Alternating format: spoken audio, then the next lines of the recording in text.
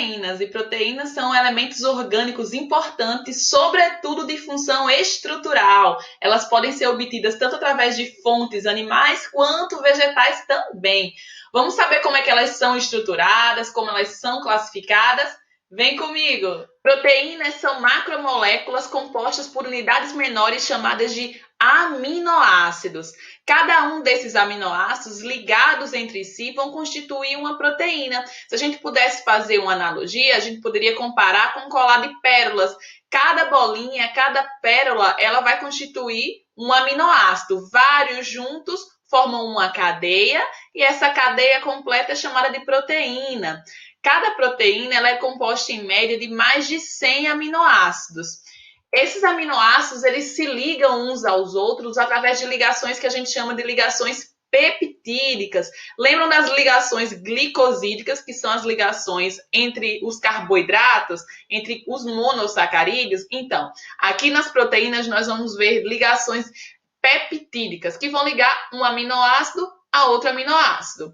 Vejamos. Para que ocorra uma ligação peptídica, é necessário a ligação da porção amina de um aminoácido com a extremidade da hidroxila do outro aminoácido. Vejam que, a partir da união de dois aminoácidos, nós temos a formação de um dipeptídeo, ou seja, um peptídeo, uma proteína composta por dois aminoácidos. Só que a grande parte das proteínas são formadas por mais de 100 aminoácidos, são vários que compõem uma proteína.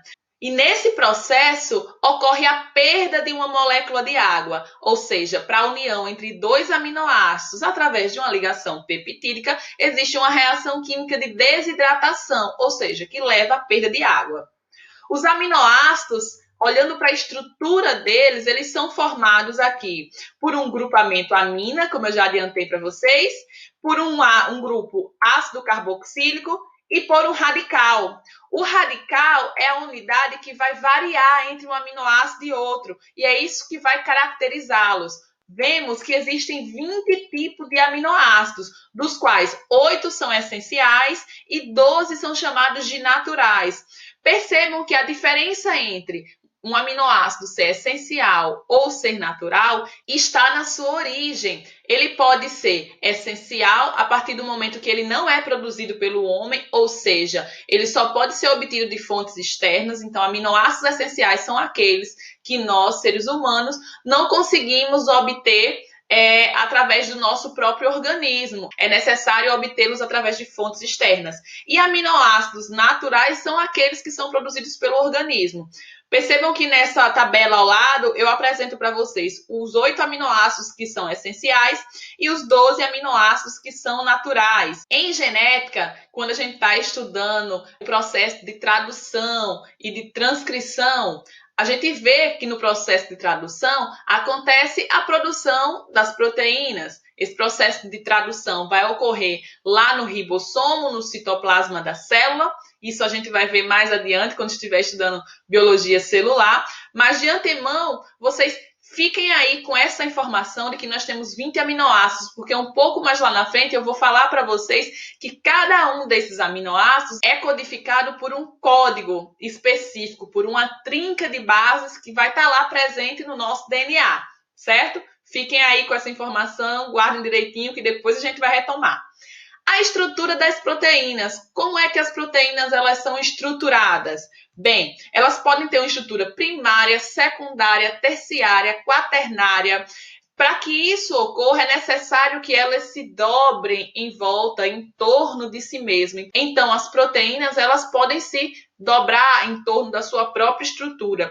E esses dobramentos são realizados por outras proteínas que são encontradas no citoplasma da célula. As proteínas elas são produzidas no citoplasma das nossas células com base nos aminoácidos que estão ali presentes. Lembrando, nós podemos adquirir aminoácidos tanto de fonte externas, porque são os aminoácidos essenciais, aqueles que nós não produzimos, e obtemos aminoácidos também de fontes internas, são aqueles que a gente consegue produzir, que o nosso organismo consegue produzir. Com essa matéria-prima, que são os aminoácidos livres lá no nosso citoplasma da célula, os ribossomos são capazes de produzir, de sintetizar proteínas através de um processo que a gente vai conhecer um pouco mais lá na frente, chamado de tradução. ok? E após esse processo de síntese proteica, de síntese de proteínas, a proteína ela precisa ser novelada, ela precisa ser dobrada. E lá no citoplasma da célula existe uma série de outras proteínas que fazem, que executam essa função. Mas as proteínas também podem ser desnaturadas. O que é isso? É o processo contrário, é a remoção desse enovelamento, desses dobramentos. Então, alguns fatores, como por exemplo, temperaturas elevadas, mudanças bruscas no pH, podem levar à desnaturação de proteínas. Que o que é? É essa proteína que antes ela estava enovelada, que ela estava dobrada, ela se desdobra.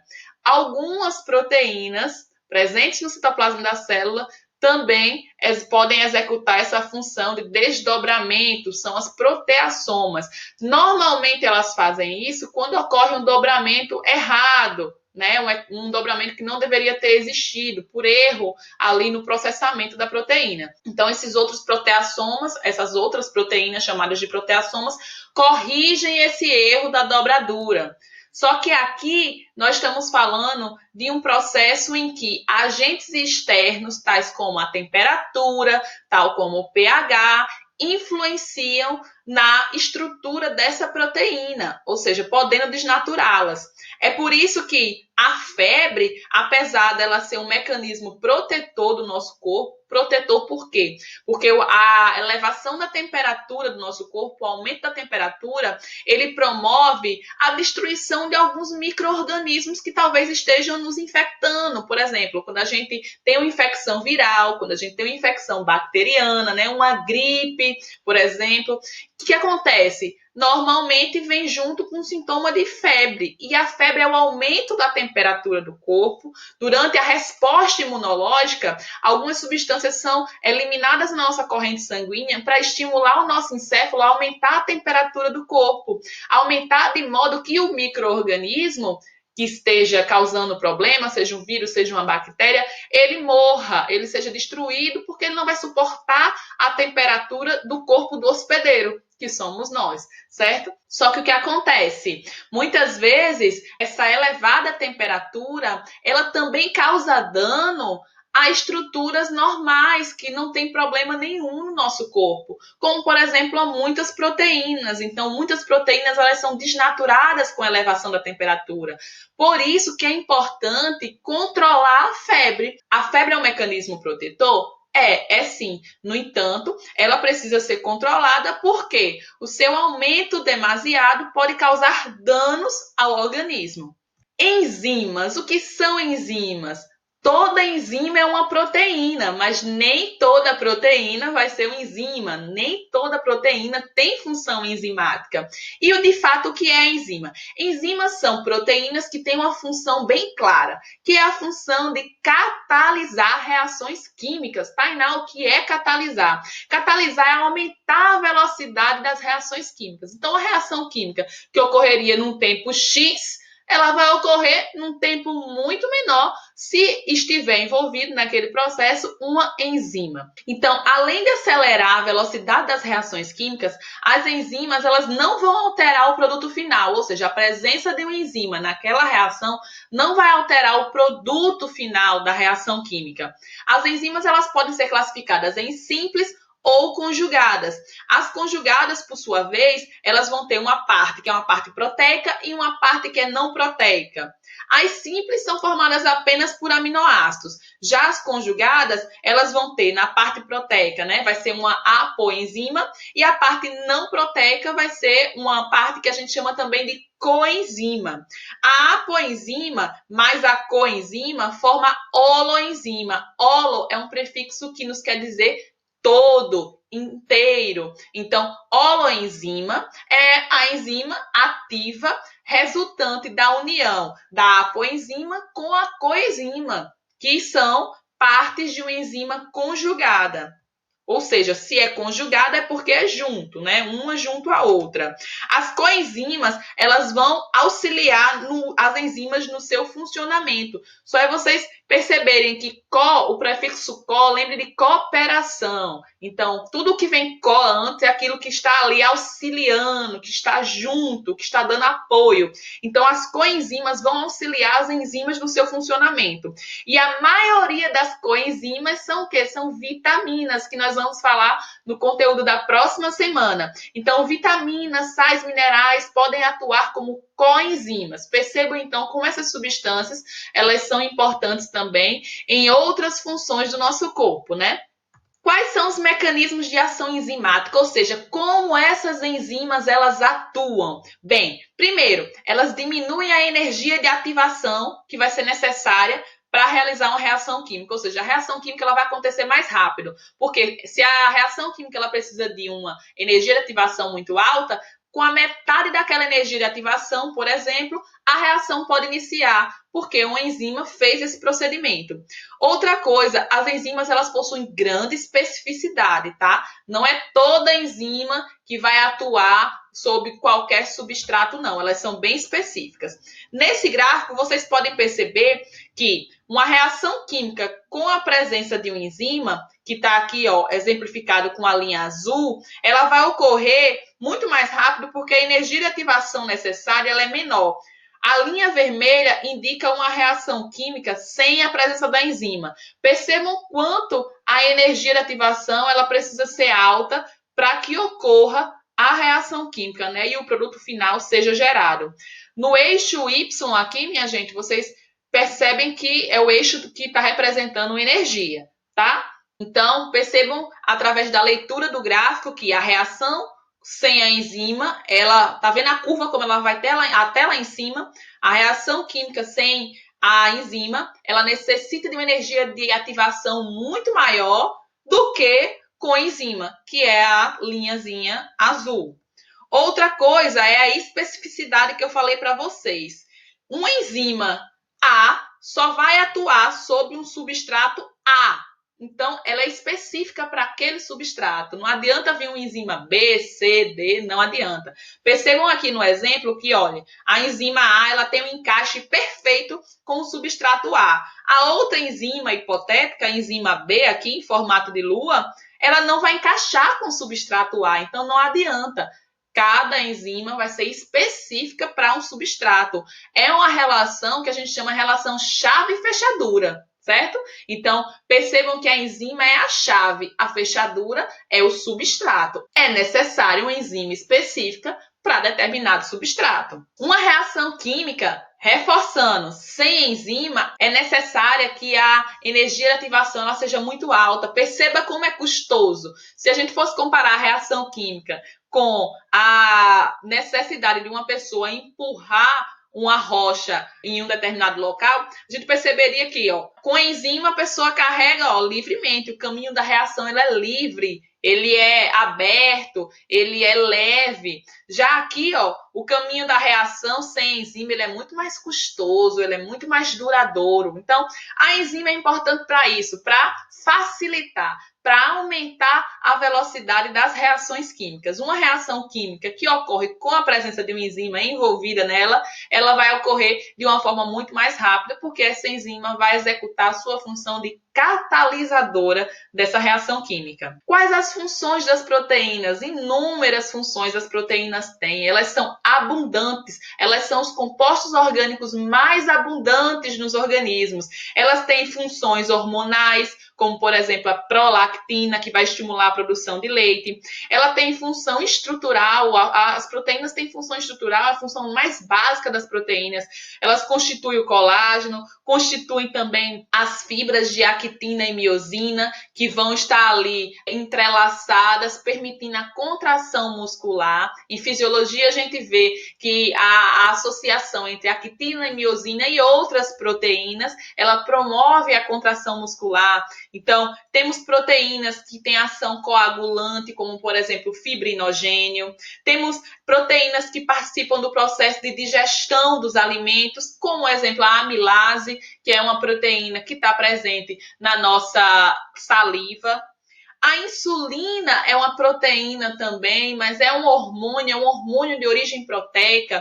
Nós estudamos na aula de lipídios que existem hormônios de composição lipídica, como, por exemplo, a testosterona, a progesterona e o estrogênio, que são hormônios sexuais. Os hormônios das suprarrenais também são hormônios de composição lipídica. Aqui nós estamos falando de hormônios de composição proteica. Exemplo disso é a insulina. A insulina é um hormônio que é responsável pela entrada de glicose no fígado. As pessoas que são diabéticas, elas têm uma deficiência na concentração desse hormônio, nessa insulina. Pode ser uma deficiência que seja hereditária, a pessoa nasceu com aquela insuficiência, ou pode ser adquirida através de hábitos equivocados de alimentação. Então, a insulina ela vai fazer esse papel. Ela vai carregar a glicose livre no sangue e vai inseri-la lá no fígado para ser metabolizada, para ser degradada. Isso aqui, o que é? Um suplemento proteico, conhecido aí com diversos nomes comerciais, whey, né? Então, o que é isso? É um suplemento normalmente feito à base de proteína que foi extraída do soro do leite, tá? Então, o leite é um alimento que também é rico em proteínas. E para que serve esse suplemento proteico? O suplemento, a palavra já está falando, ele vai suplementar. Nós já adquirimos proteínas que estão ali realizando funções importantes no nosso organismo.